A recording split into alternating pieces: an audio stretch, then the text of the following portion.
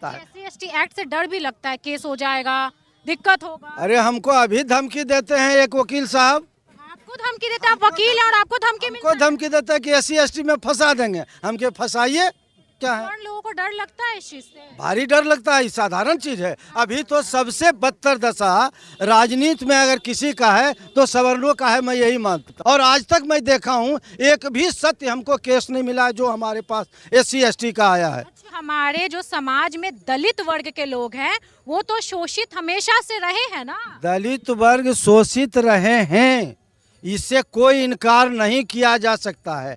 लेकिन क्या रामविलास पासवान जी शोषित हैं?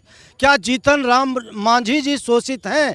या ऐसे हजारों नहीं लाखों लोग हैं जो मध्यम वर्ग और मध्यम वर्ग से ऊपर हो गए हैं, ये शोषित नहीं है। इसीलिए SC/ST एक्ट अभी शोषण के लिए है। हरिनगर जो गांव है, इस झगड़ों में आधा ब्राह्मण पर SC/ST एक्ट लग गया। क्या लग रहा है, कौन सही है कौन गलत है? आप तो न्यूज देखे हो। कौन सही है कौन गलत है नहीं, मगर उनमें मेनली का बात है कुछ एक परिवार से हुआ होगा, बाकी को नामजद पूरे गांव को कर दिया गया। आप लोग मतलब ब्राह्मण पक्ष में सपोर्ट कर? नहीं, किसी के पक्ष में नहीं, हम लोग कानून पक्ष को सपोर्ट कर रहे हैं जो लॉ कहता है। लगभग 36 साल होने को आया है, वो प्रोटेक्शन दिया गया, क्या वो प्रोटेक्शन का वो मिसयूज कर रहे हैं? आपको लगता है कि मिसयूज होता है? कहीं ना कहीं लगता है। जब नामजद 220 हो, जब 10 अरेस्टिंग हो जाए, 70 लोगों का स्पेसिफिकली नाम लेना। दोस्तों, बिहार के दरभंगा जिला के हरिनगर गांव में लगभग 200 ब्राह्मण पर SC/ST एक्ट लगा है। मतलब 200 ब्राह्मण पर केस हुआ है और भयानक केस हुआ है। सोचिए, SC/ST एक्ट ऐसा होता है कि उसमें अगर केस होता है तो बेल जल्दी नहीं मिलेगा, 8 से 10 साल की सजा भी हो सकती है। कई ब्राह्मणों को गिरफ्तार भी कर लिया गया है। पैसे का लेन देन बताया जा रहा था। अभी हम पटना हाईकोर्ट के पास हैं, हमारे पीछे बहुत सारे वकील आपको नजर आ रहे होंगे। इस मुद्दे पर हम इनसे बात करेंगे। दरभंगा का न्यूज़ आपने सुना होगा, देखा होगा, और शायद देश में ये पहली बार ऐसा हुआ है कि गांव के आधा ब्राह्मण, जहां ब्राह्मणों की संख्या बहुत ज्यादा है, आधे से ज्यादा पर SC/ST एक्ट लग गया है। बहुत लोग गिरफ्तार भी हुए। जी मैडम, हमें भी ये जानकारी मिली है, आप लोगों के ही द्वारा ये जानकारी दिया गया है कि 220 लोगों पे FIR हुआ है, जिसमें 70 नेम्ड हैं और 10 का अरेस्टिंग हो गया है और बाकी अननोन लोगों के ऊपर FIR किया गया है। सबसे पहले हमको ये समझना पड़ेगा जो घटना घटी है उसका मेन रीज़न क्या है। न्यूज़ के द्वारा हमें जानकारी मिली है कि जो एक मजदूर है जो SC/ST कम्युनिटी से, कैलाश पासवान, जो कि मजदूरी करते हैं। हाँ, जो इन्फॉर्मेंट है इस केस के, जिन्हें विक्टिम बताया जा रहा है, वो एक मजदूर हैं जो एक स्वर्ण जो कास्ट है, जो ब्राह्मण है, उनके घर में मजदूरी करने जाते थे। बहुत दिनों तक मजदूरी करने के बाद उनको मेहनताना नहीं मिला, लगभग 2.5 लाख का। तो वो जब मांगने के लिए गए तो इस चीज़ को लेके वो आनाकानी होने लगा।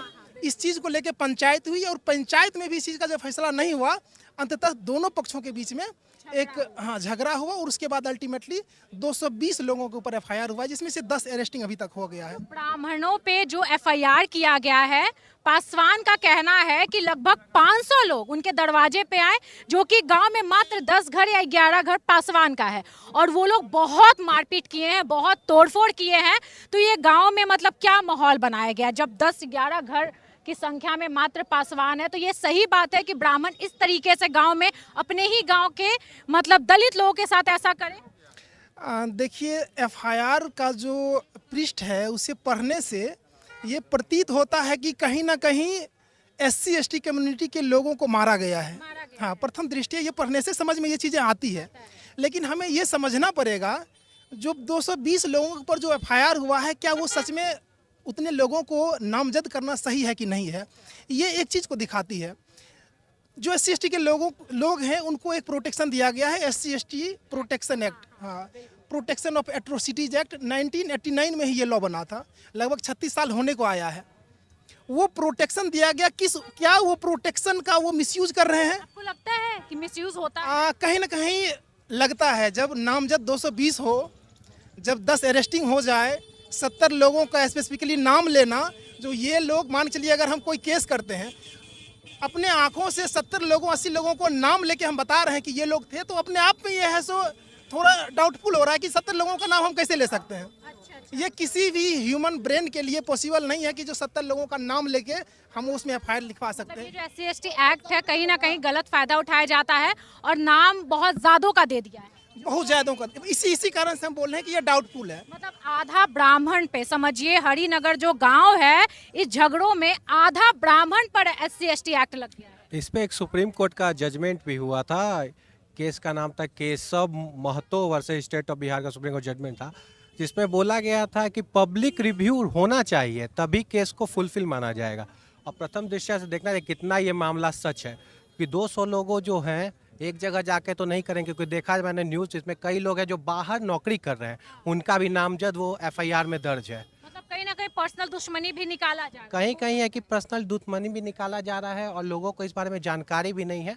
SC/ST का प्रावधान क्या है। सुप्रीम कोर्ट का जजमेंट ये है कि पब्लिक रिव्यू इसमें जरूरी है, क्योंकि लोगों का नजर में नहीं कि उनके परिवार वाले ही गवाही दे दिए कि इनके खिलाफ। आपको क्या लग रहा है कौन सही है कौन गलत है? आप तो न्यूज़ देखे हो। कौन सही है कौन गलत है नहीं, मगर उनमें मेनली का बात है कुछ एक परिवार से हुआ होगा, बाकी को नामजद पूरे गांव को कर दिया गया। आप लोग मतलब ब्राह्मण पक्ष में सपोर्ट कर नहीं, किसी के पक्ष में नहीं, हम लोग कानून पक्ष को सपोर्ट कर रहे हैं जो लॉ कहता है। अच्छा, एक बात बताइए, आप क्या नाम हुआ आपका? विकास कुमार झा। अच्छा विकास जी, ये बताइए जैसे SC/ST एक्ट लग जाए, किसी पर केस हो जाए, दलित अगर केस कर दे, ठीक है, तो बचने का क्या प्रावधान है? क्योंकि जहां तक हम सुने हैं कि 10 साल का सजा भी हो सकता है। जी, बचने का प्रावधान है कि हम सबसे पहले अपने एंटीसिपेटरी बेल मूव करेंगे ADJ के। भी जल्दी नहीं मिलता है जी ना? मिलता है, यहाँ हाई कोर्ट से बहुत सारे केस आप में लोग बेल- करवा देंगे बेल? जी जी जरूर बेल हम लोग करवाएंगे। बेल मूव करता है कि अगर पब्लिक डोमेन में वो घटना नहीं घटी है तो फिर SC/ST एक्ट लागू नहीं होगा। नहीं होगा। जी अच्छा, आप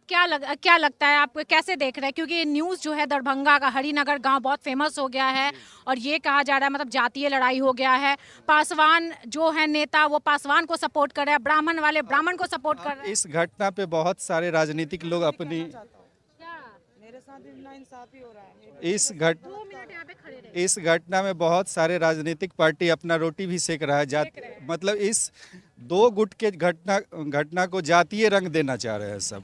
दो मतलब एक कमलेश पासवान है, एक जो झा जी है, दोनों को आपसी विवाद को एक तरह से ये लोग जातीय घटना का आधार बना के इसको पूरा जातीयता का आधार रंग देना चाह रहे हैं। अब जैसे ब्राह्मण पक्ष के लोगों का कहना है कि हम लोग शोषित हैं, हम लोग को पुलिस पकड़ रही है, लड़ाई उनके तरफ से शुरू हुआ था।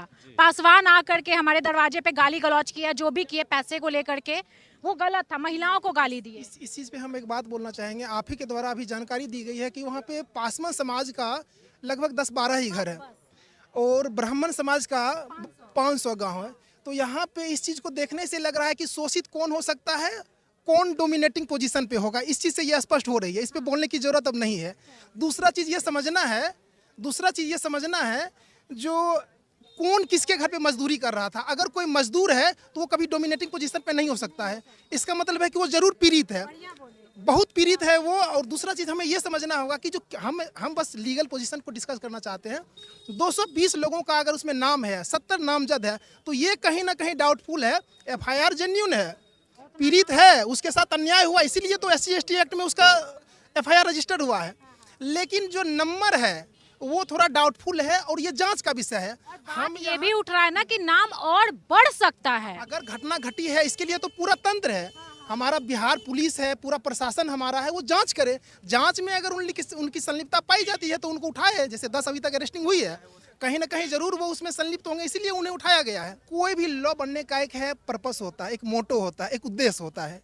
मान के चलिए कि जब भी भारतीय न्याय संहिता 2023 है, उसका एक अलग मोटो है, किस पर्पस से बनाया गया हमको ये समझना पड़ेगा। लेकिन अभी जो हमें समझना है वो समझना है SC/ST एक्ट 1989 36 साल पहले भारतीय संसद के द्वारा क्यों इसे पारित किया गया, इसको समझना जरूरी है।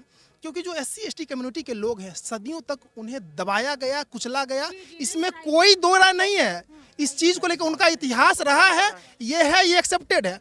लेकिन हमें ये समझना होगा कि क्या आज के समय में इस तरह का जो लॉ है ये सस्टेन करता है कि नहीं, क्या जो प्रोटेक्शन उनको दिया गया है उसका सही तरीके से यूज हो रहा है कि नहीं। इस चीज़ से दो राय नहीं है कि उसका मिसयूज हो रहा है, मिसयूज हो रही है। लेकिन उसके लिए ये नहीं है कि ये लॉ ही खराब है। मिसयूज हो रहा है तो उसको रेगुलेट कीजिए ना, उसको मॉनिटर कीजिए ना, प्रशासन के द्वारा उस पर निगरानी कीजिए ना। ये चीज़ करना, रेगुलेट करना जरूरी है, बहुत जरूरी है उस चीज़ का। न्यूज़ जानते हैं ना सर, 200 ब्राह्मण पे SC/ST एक्ट लगा है। 200 ब्राह्मण पे, अरे यहाँ हम लोगों पर भी SC/ST एक्ट लग जाएगा, क्योंकि अभी SC/ST के खिलाफ हम लोग बोल रहे हैं। चूँकि क्यों बोल रहे हैं सर? एक जो है लड़का आया, उस पर मैंने 376 लगा, है ना। दरोगा से मेरी बात हुई, हमसे बात कराया, दरोगा से मेरी बात हुई, महिला दरोगा थी हरिजन थाना की या उसी तरह से। तो वो कहती हम तो जानते हैं कि ये निर्दोष है। हम के जब जानते हैं कि ये निर्दोष है तो फेयर इन्वेस्टिगेशन कहता है कि आप सही बात ला दीजिए डायरी में, ताकि वह निर्दोष आदमी जेल नहीं जा सके। लेकिन ना ऐसा हम नहीं कर सकते हैं। अब ऊपर वाले की कृपा है, ऊपर वाले की दया है। लेकिन हमारे जो समाज में दलित वर्ग के लोग हैं वो तो शोषित हमेशा से रहे हैं ना। दलित वर्ग शोषित रहे हैं, इससे कोई इनकार नहीं किया जा सकता है। लेकिन क्या रामविलास पासवान जी शोषित हैं? क्या जीतन राम मांझी जी शोषित हैं? या ऐसे हजारों नहीं लाखों लोग हैं जो मध्यम वर्ग और मध्यम वर्ग से ऊपर हो गए हैं, ये शोषित नहीं है। इसीलिए SC/ST एक्ट अभी शोषण के लिए है।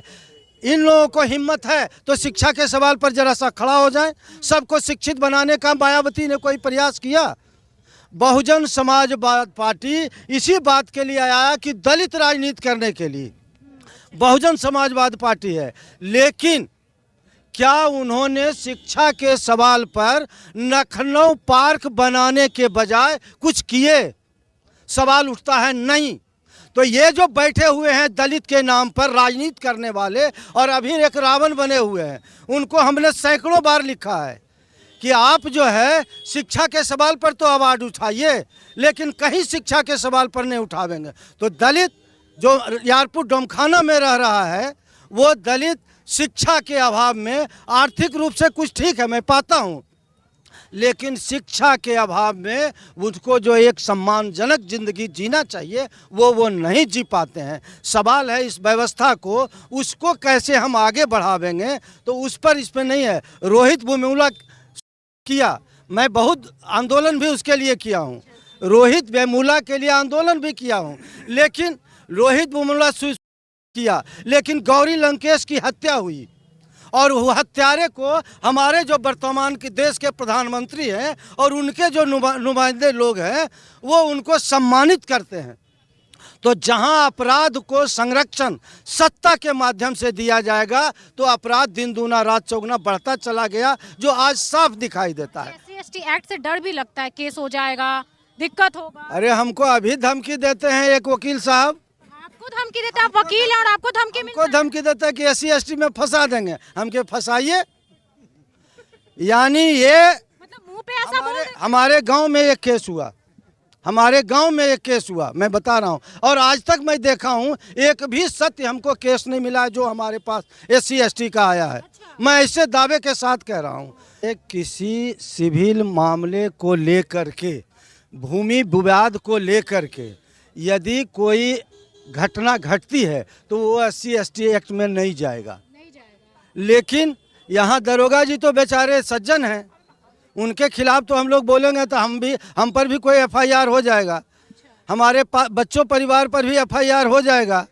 जब जज के परिवार को धमकी, सुप्रीम कोर्ट के जज के परिवार को धमकी दी जाती है और उनके परिवार को परेशान किया जाता है तो हम लोग तो क्या है, लोगों को डर लगता है इस चीज से, भारी डर लगता है। साधारण चीज है। अभी तो सबसे बदतर दशा राजनीति में अगर किसी का है तो सवर्णों का है, मैं यही मानता हूँ। तो मोदी जी ने आपस में हिंदू भाइयों को बंटवारे हैं, मोदी जी मुस्लिम को बांटे, हिंदू मुस्लिम को अभी खुद ही मोदी जी बंटवा रहे हैं। मोदी जी धन्ना सेठों की सेवा कर रहे हैं, देश नहीं दुनिया के धन्ना सेठों की सेवा कर रहे हैं। और ये जब बंटेंगे नहीं तो धन्ना सेठों की सेवा होगी नहीं, ट्रंप के सामने नतमस्तक होगे नहीं। पूरे किसानों को, भारत के किसानों को बर्बाद करने के लिए बिना टैरिफ लगाए हुए भारत में अमेरिकी कृषि प्रोडक्ट्स का आयात का छूट मिलेगा नहीं। हम यदि संयुक्त होकर के इस सत्ता के खिलाफ, जो मध्यम वर्ग और मध्यम वर्ग से नीचे के लोग हैं वो अभी सबसे ज़्यादा पीड़ित हैं, इसके खिलाफ खड़े होंगे तो सत्ता बदल जाएगी। लेकिन ये ऐसा होने नहीं देंगे, क्योंकि जात के नाम पर। और UGC जो अभी आया है, UGC जो आया है, ये इसमें उनका मकसद पूरा हो गया। हम देख रहा हूँ कि 90 बनाम 10 की लड़ाई पूरे देश में छा गया। 10% क्या लगता है क्यों ऐसे करते हैं मोदी जी? आपस में हिंदू भाइयों को बंटवाने का या बांटने का मकसद क्या लग रहा है आपका? हिंदू भाई नहीं बंटते हैं, बंटवा रहे हैं ना यूजीसी। मध्यम वर्ग बंटते हैं, मध्यम वर्ग। चाहे ये कौन था, एगो अंडरवर्ल्ड का था दाऊद इब्राहिम। दाऊद इब्राहिम की दोस्ती इन सब की से थी, वो नहीं बटेंगे। और ऐसे जो भी ऊपर के लोग हैं वो नहीं बटते हैं, बटते हैं ये हम मध्यम वर्ग के लोग। और मध्यम वर्ग के लोग ही के साथ में डिनर करते हैं। हर तरह से सुख सुविधा भोगते हैं। तभी अभी प्रधानमंत्री एपस्टीन में जाते हैं, अभी उनका फाइल एपस्टीन में आ जाता है।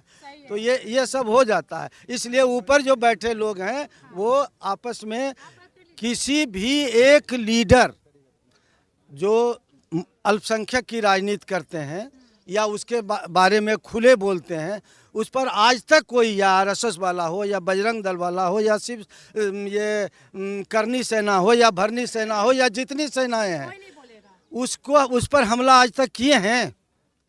लेकिन अगर कोई ठेला वाला है तो उस पर हमला कर देंगे और मॉब लिंचिंग हो जाएगा।